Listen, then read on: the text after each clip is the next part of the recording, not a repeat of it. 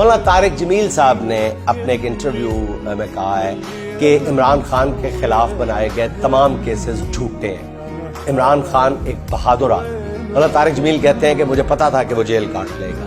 انہوں نے کہا کہ آج 1446 ہجری ہے، پوری اسلامی تاریخ میں کبھی عدت کا کیس نہیں بنا، اور اس بیان نے پوری نون لیگ کو تتے توے پہ بٹھا دیا۔ وہ جانتے ہیں کہ مولانا طارق جمیل اس ملک کے شاید واحد عالم دین ہے جن کو ہر مسلک اور ہر فرقے میں عزت و قدر کی نگاہ سے دیکھا جاتا ہے۔ ان کے منہ سے نکلے ہوئے الفاظ بہت زیادہ اہمیت رکھتے ہیں۔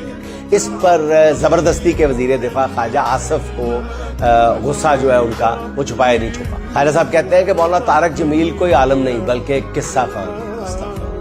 یہ قصے بنا کر لوگوں کو سناتا ہے۔ اس کے علاوہ بھی خواجہ صاحب نے اپنی طبیعت کے مطابق مولانا طارق جمیل پر کئی اخلاق سے گرے ہوئے حملے کیے ہیں، جملے کہے ہیں۔ خواجہ آصف کو یاد کرانا تھا کہ یہ وہی مولانا طارق جمیل ہے جنہیں نواز شریف کابینہ کے اجلاس میں مدعو کیا کرتے تھے اور کہتے تھے کہ میری کابینہ کو کرپشن کے خلاف لیکچر دو۔ شاید وہ خواجہ آصف کے طرف بھی اشارہ کرتے ہیں، مجھے نہیں پتا۔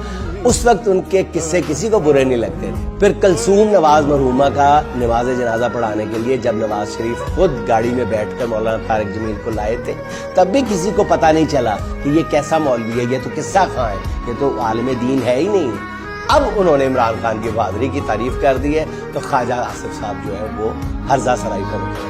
خواجہ صاحب کو شرم و حیا والا اپنا ڈائلاگ خود ہی یاد کر لیں۔ ایک دفعہ بھی آپ کو یاد نہیں آیا جب وہ آپ کے اجلاسوں سے خطاب کرتے ہوئے کیا کرتے تھے، جب وہ نواز شریف کے ساتھ آپ کے ساتھ بھی ملاقاتیں ہوئی ہوں گی، کابینہ کے اجلاس میں بھی اور بھی کئی موقعوں پہ، ایک دفعہ بھی آج کی تاریخ سے پہلے آپ نے ان کو نہیں کہا؟ یہ آپ کو اپنے بیان بدلنے کی اتنی گندی عادت اور اتنا بھونڈا طریقہ کیوں اختیار کیا ہے آپ؟ اور بھی لوگ بیان بدلتے ہیں، پارٹیاں بھی بدلتے ہیں، آپ پارٹی بدلتے ہیں تو اتنے گندے اور بھونڈے طریقے سے خواجہ صاحب بدلتے ہیں کہ میں کی کہوں۔ مطلب آپ فوج کے خلاف جب بیان دیا کرتے تھے تو آسمان پہ چڑھ جایا کرتے تھے، آج وہ فوج کے خلاف دیے گئے بیان آپ کا پیچھا نہیں چھوڑ رہے، پھر یکدم آپ کو یو ٹرن لینا پڑتا ہے، 180 کے زاویے پہ آپ کو یو ٹرن لینا پڑتا ہے۔ جماعت اسلامی کے خلاف آپ کیا کچھ نہیں کہا کرتے تھے، وہی اپنی مخصوص کرتی ہوئی آواز میں آپ کہا کرتے تھے کہ تاریخ کی ہمیشہ غلط سائڈ پہ یہ جو ہے نا کھڑے رہتے ہیں جماعت اسلامی والے، پھر